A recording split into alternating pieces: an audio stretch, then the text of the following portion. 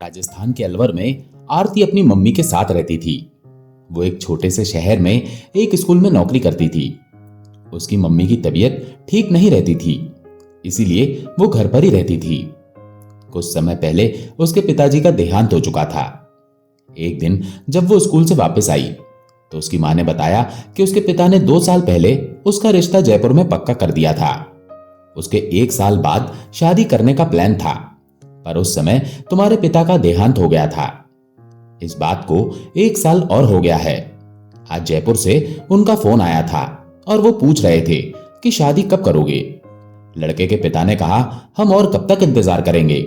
या तो आप अगले 2 महीनों में शादी करो या हम ये रिश्ता तोड़ देंगे।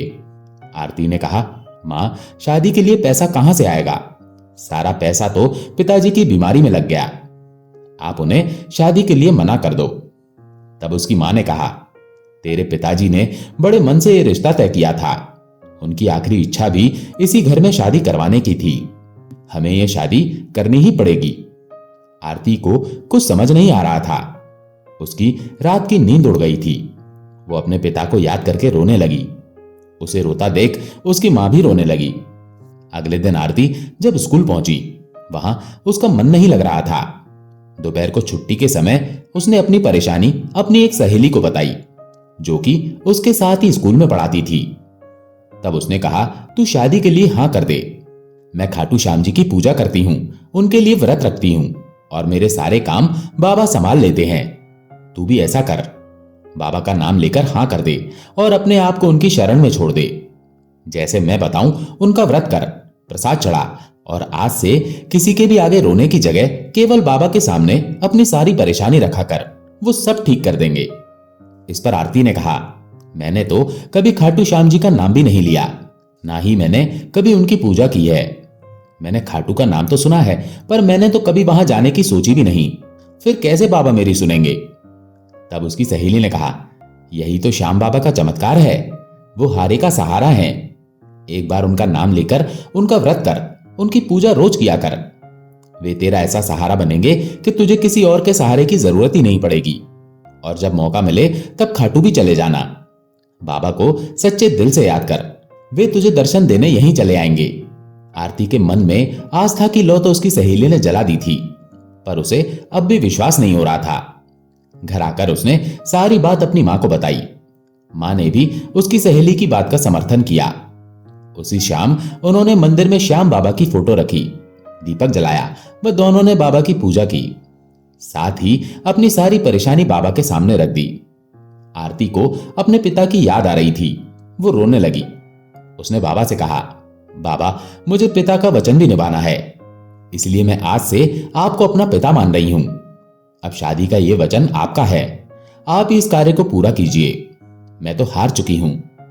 इसी प्रकार श्याम बाबा को याद करते करते दोनों मां बेटी सो गई। अगले दिन स्कूल की छुट्टी थी। दोपहर को लड़के के पिता का फिर फोन आया। आरती की मां ने बात की और शादी के लिए हां कर दी। उनकी हां सुनकर लड़के के पिता ने कहा, हमें बहुत खुशी हुई। आप शादी की तैयारी करो। हम शादी की तारीख तय करके आपको फोन करेंगे। साथ ही उन्होंने कहा, आप दान दहेज की चिंता ना करें, हमें कुछ नहीं चाहिए। आपके हालात हम जानते हैं, आप पर हम ज्यादा बोझ नहीं डालेंगे। आरती ने जब यह सुना तो उसका खाटू श्याम जी पर विश्वास और बढ़ गया। उसने सोचा, यह सब बाबा की कृपा है। कल तक हम कितना परेशान थे और बाबा को याद करते ही इस एक फोन ने हमारी आर्थिक परेशानी दूर कर दी। वो दिन रात खाटू श्याम जी की पूजा करने लगी और वो शाम को बाबा के सामने बैठकर उनसे बातें करती रहती थी। लड़के वालों ने शादी की तारीख तय कर दी थी। शादी में केवल 1 महीना बचा था। आरती व उसकी मां को अब फिर से चिंता सताने लगी कि इतनी जल्दी पैसों का इंतजाम कैसे होगा। 1 सप्ताह बाद जयपुर से लड़के के पिता उनके घर आए। उन्होंने आरती की मम्मी से शादी की तैयारी के बारे में पूछा तो उनकी आंखों से आंसू निकल आए और उन्होंने सारी बात लड़के के पिता को बता दी। इस पर उन्होंने कहा, मेरा मन कल से विचलित हो रहा था। मुझे कुछ अंदेशा हो रहा था कि आप शादी को लेकर कुछ परेशान होंगी।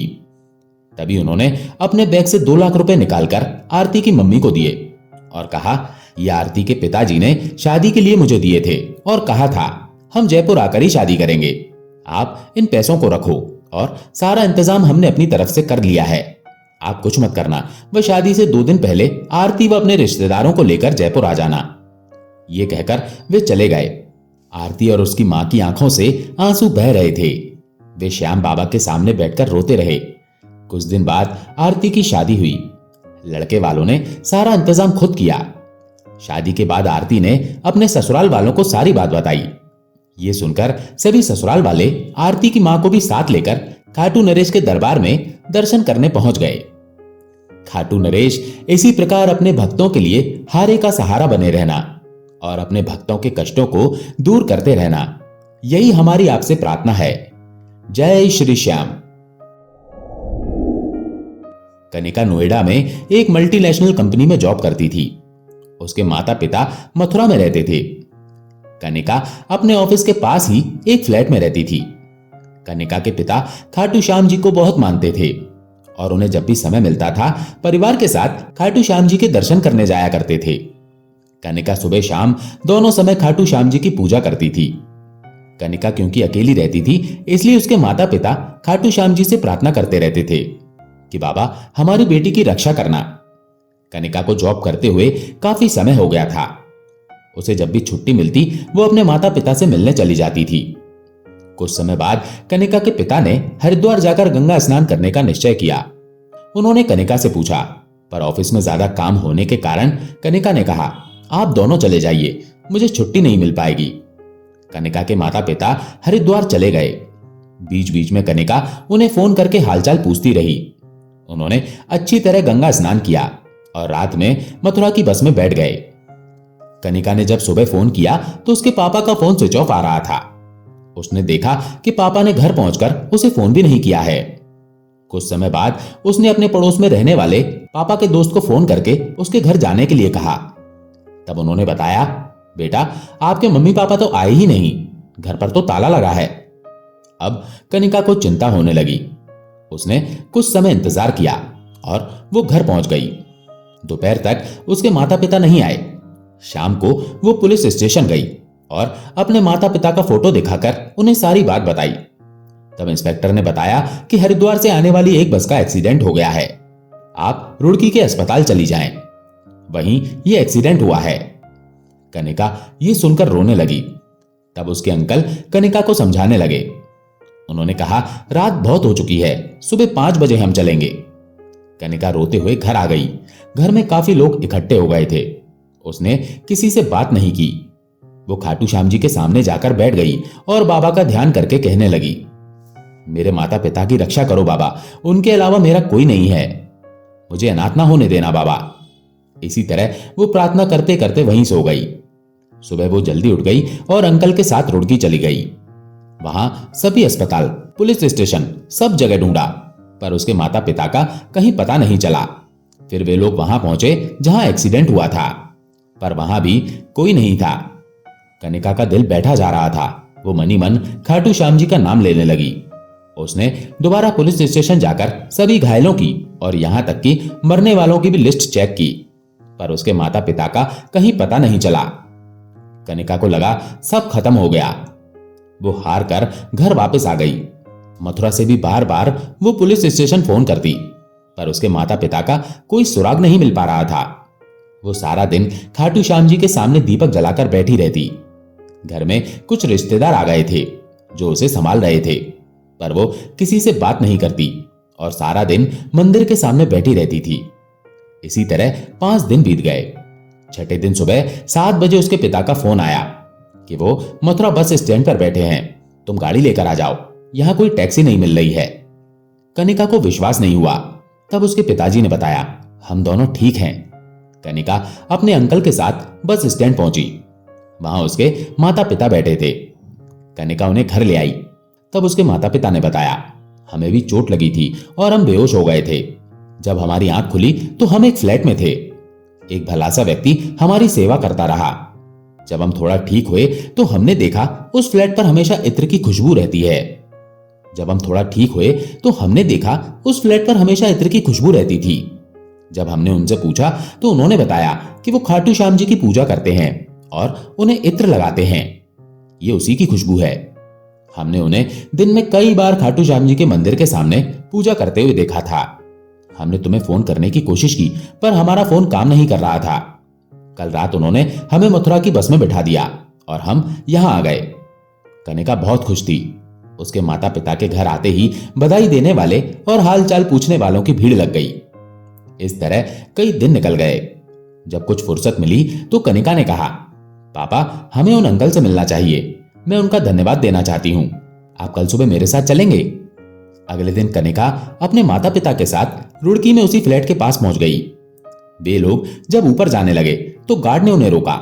तब कनिका ने बताया कि उन्हें तीसरी मंजिल पर रहने वाले अंकल से मिलना है। इस पर गार्ड ने कहा, यह बिल्डिंग तो पिछले 1 साल से खाली है, यहां कोई नहीं रहता। कनिका ने अपने पिता से पूछा, कहीं आप गलत जगह तो नहीं ले आए? तब उसके माता पिता ने कहा, नहीं बेटी, हम इस बालकनी में बैठकर यहां का सारा नजारा देखते थे। कनिका ने गार्ड से आग्रह करके तीसरी मंजिल पर चलने को कहा। वहां जाकर देखा तो कोई नहीं था। उसके पिता ने जब वो कमरा खोला तो वहां खाटू श्याम जी का मंदिर था और इत्र की खुशबू आ रही थी। कनिका ने कहा, पापा, खाटू नरेश ने खुद आपकी सेवा करके आपको नई जिंदगी दी है। वो खुद आपका सहारा बनकर यहां रहे। तीनों लोगों की आंखों से आंसू बह रहे थे। इस घटना से उनका श्याम बाबा पर विश्वास और बढ़ गया। श्याम बाबा अपने भक्तों पर सदा आशीर्वाद बनाए रखना, यही हमारी प्रार्थना है। जय श्री श्याम। ये सच्ची घटना दिल्ली की रहने वाली 10 साल की बच्ची गौरी की है। गौरी अपने माता पिता की इकलौती संतान थी, इसीलिए वो उसे बड़े लाड़ प्यार से रखते थे। उसके माता पिता खाटू श्याम जी के बड़े भक्त थे। उन्होंने अपने घर में खाटू श्याम जी की मूर्ति स्थापित की हुई थी और वो रोज सुबह शाम उनका श्रृंगार, उनकी पूजा सेवा किया करते थे। गौरी भी अपने माता पिता के साथ बाबा की पूजा करती थी। उसके कोई भाई बहन नहीं थे, इसीलिए वो बाबा से ही अपने मन की सारी बातें करती थी और उन्हें खाटू बाबा कहकर पुकारती थी। गौरी के पिता एक बहुत बड़ी कंपनी में मैनेजर थे। श्याम बाबा की कृपा से उनके घर में किसी चीज की कोई कमी नहीं थी। सब कुछ बहुत अच्छा चल रहा था। एक दिन गौरी के चाचा जी ने उसके पिता को फोन करके कहा, मां की तबीयत बहुत खराब है, आप जितना जल्दी हो सके यहां आ जाएं। ये सुनकर उसके पिता ने अगले दिन की फ्लाइट की टिकट बुक करा दी। उन्होंने 2-3 दिन के लिए गौरी को उसकी नानी के पास छोड़ने का फैसला किया। अगले दिन गौरी की नानी उसके पास रहने के लिए आ गईं। उसके माता पिता ने खाटू श्याम जी का आशीर्वाद लिया और एयरपोर्ट जाने के लिए निकल गए।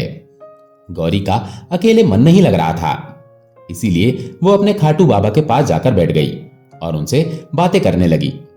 थोड़ी देर के बाद उसके मामा ने रोते हुए उसकी नानी को फोन किया और बताया कि दीदी और जीजाजी जिस फ्लाइट से गए थे वो क्रैश हो गई है और उसमें कोई नहीं बचा।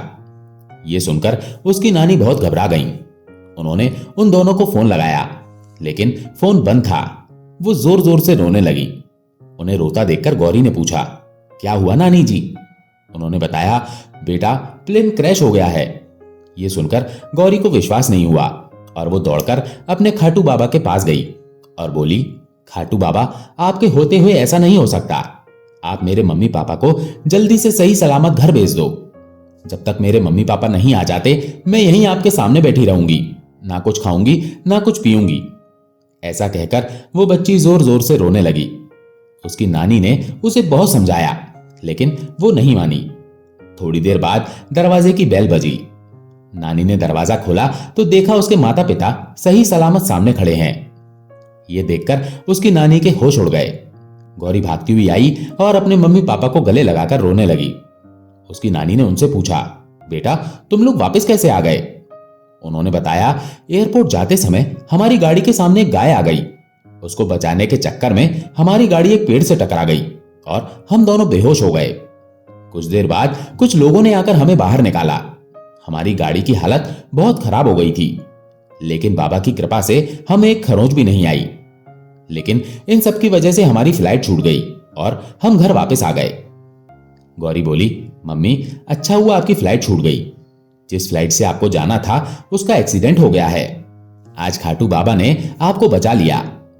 ये सुनकर उसके माता पिता खाटू श्याम जी के चरणों में जाकर बैठ गए और बोले, बाबा आज आपने हमारी जान बचा ली, हमारा घर बर्बाद होने से बचा लिया। दोस्तों, कभी कभी जब हमारे साथ कुछ बुरा हो जाता है तो हम यही सोचते हैं ईश्वर ने हमारे साथ ऐसा क्यों होने दिया। लेकिन ईश्वर अकारण कुछ नहीं करते। वे जो करते हैं उसमें हमारी भलाई छिपी होती है। कभी कभी छोटी मोटी परेशानियों में घेर कर वो हमें किसी बहुत बड़ी समस्या से बचा रहे होते हैं। दोस्तों, आशा है आपको ये वीडियो पसंद आया होगा। अगर पसंद आया हो तो वीडियो को लाइक करके कमेंट में जय श्री श्याम जरूर लिखें। जय श्री श्याम।